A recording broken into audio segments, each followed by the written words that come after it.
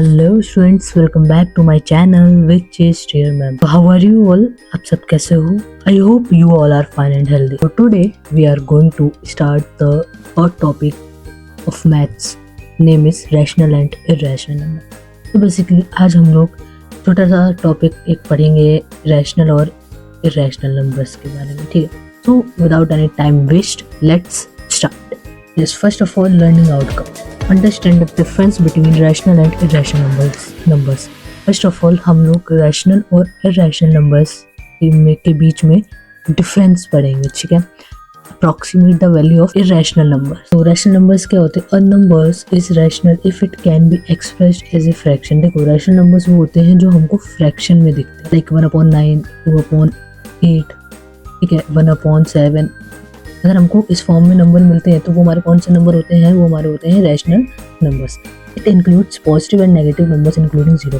ये पॉजिटिव और negative numbers भी इंक्लूड करते हैं और इंक्लूडिंग जीरो भी इंक्लूड करते हैं हमारे रैशनल नंबर, ठीक है? तो इरेशनल नंबर्स क्या होते हैं? Irrational numbers can not be expressed as a simple fraction. जो इरेशनल नंबर्स होते हैं वो सिंपल फ्रैक्शन में एक्सप्रेस नहीं होते हैं, और रैशनल नंबर फ्रैक्शन में एक्सप्रेस होते हैं और इरेशनल नंबर सिंपल फ्रैक्शन में एक्सप्रेस्ड नहीं होते।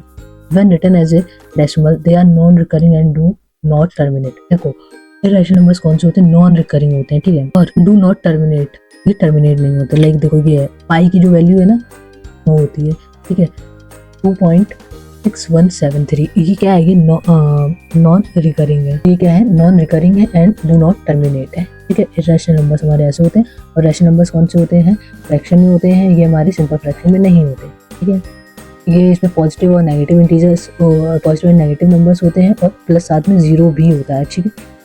और इसमें ये कौन से नंबर्स होते हैं? ये नॉन रिकरिंग नंबर्स होते हैं एंड डू नॉट टर्मिनेट होते हैं, ठीक है? लाइक पाई की वैल्यू होती है हमारी वो, और 2.6173। और आप लोगों को पता है कि पाई की वैल्यू क्या होती है? वैसे तो हम लोग फ्रैक्शन में हम लोग लिखेंगे 22/7, ठीक है? और हम लोग इरेशनल नंबर्स में कैसे लिखेंगे?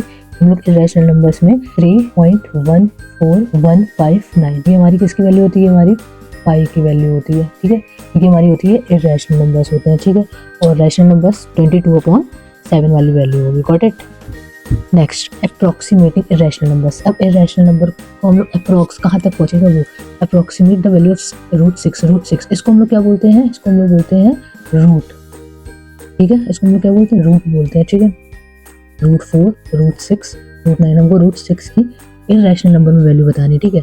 तो इरेशनल नंबर में वैल्यू क्या आ जाएगी? 2.4, लाइक दिस होगा। When looking at consecutive square numbers close to √6, you can estimate its value to be between 2 and 3। देखो, जो हमारे स्क्वायर नंबर्स होते हैं ना, 2 का स्क्वायर क्या होगा? 4 होगा, 3 का स्क्वायर क्या होगा? हमारा 9 होगा। तो 4 और 9 के बीच में ही तो 6 आ रहा है, तो इट मीन्स कि हमारा स्क्वायर 2 और 3 के स्क्वायर के बीच में ही आएगा, तो इसलिए हमने 2.4 अप्रोक्सीमेट ऐसे अपना अनुमान लगाया कि अप्रोक्सीमेट इसके बीच में होगा हमारा इरेशनल नंबर, ठीक है? Next, approximate the value of √6 to the nearest 100। अब हम लोग 100 के नियरेस्ट देखेंगे, ठीक है? फर्स्ट ऑफ ऑल 2.4 और 2.5 का हम क्या करेंगे? मल्टीप्लाई करेंगे, तो 5.6 आ गया एंड 6.25, ठीक है? हम लोगों ने क्या करा? बोथ नंबर्स स्क्वायर करा, ठीक है? देखो, 2.4 का हमने क्या करा है? 2.4 का हमने स्क्वायर करा, तो हम स्क्वायर में क्या करेंगे? 2 टाइम्स मल्टीप्लाई कर देंगे। ऐसे 2.5 का हम स्क्वायर करेंगे तो 2 टाइम्स मल्टीप्लाई कर देंगे। Got it? माय पॉइंट आया भी आपको समझ में? Therefore reasonable estimate to the nearest 100 would be 2.45। कौन सा हमारे नियरेस्ट होगा? देखो 5.76 इधर आ गया, फिर बीच में हमारा √6 है, ठीक है? और इसके बगल में 6.25 है, ठीक है? तो 2.4 स्क्वायर का ये वाला है हो गया, 2.5 स्क्वायर का ये हो गया, तो 2.45 ही तो होगा इन दोनों के बीच में। समझे मेरे पॉइंट को? ये है, ठीक है? Square the estimate of 2.4 to see how close it is to.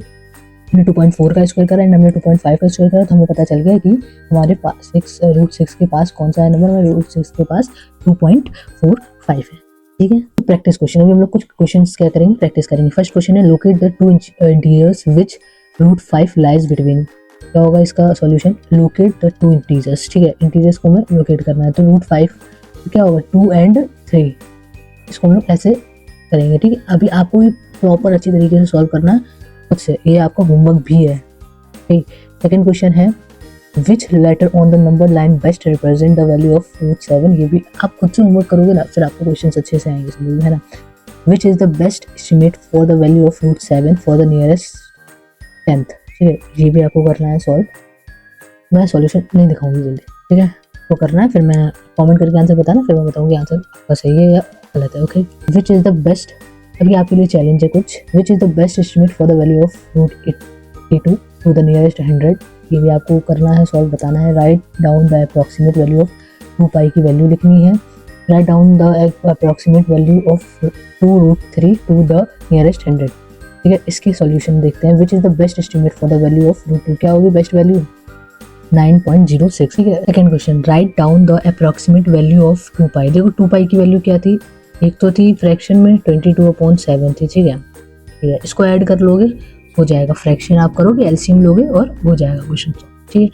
हम आपको इस वाले इस तरीके से भी बता सकते हैं, और जो वो लाइक ये वाला था ना, इससे भी समझा सकते हैं। 3.14 समथिंग समथिंग और भी कुछ था, तो इतना बड़ा हमको जाना नहीं है, ठीक है। 3.14 अगेन ऐड करेंगे, 4 + 4 8, 1 + 1 2.6, 6.28 आ गया आंसर, ठीक है। Third question, write down the approximate value of 2√3 to the nearest 100, क्या होगी इसकी वैल्यू? 3.46। पहले अभी हम लोग फर्स्ट वाले क्वेश्चन को क्या करेंगे, सॉल्व करेंगे, ठीक है। तो √82 है, ठीक है। √82 का क्या करेंगे, पहले हम लोग 10 का स्क्वायर करेंगे, 100 होगा, 10 का स्क्वायर, ठीक है, 100 हो गया। बट ये 82 किससे थोड़ा सा 9 से थोड़ा ही तो ज़्यादा है हमारा, √82 9 से थोड़ा ही तो ज़्यादा है, ठीक है। तो हम √82 का क्या निकालेंगे हम, तो √82 को हम सॉल्व करेंगे तो हमारा आंसर निकल के आएगा समथिंग कुछ 9.055 निकल के आएगा, ठीक है। तो 55 है, तो हमारा ये 9.06 करीब है, या फिर 9.05 या 9.10, तो हमारा ये हो जाएगा आंसर, ठीक है।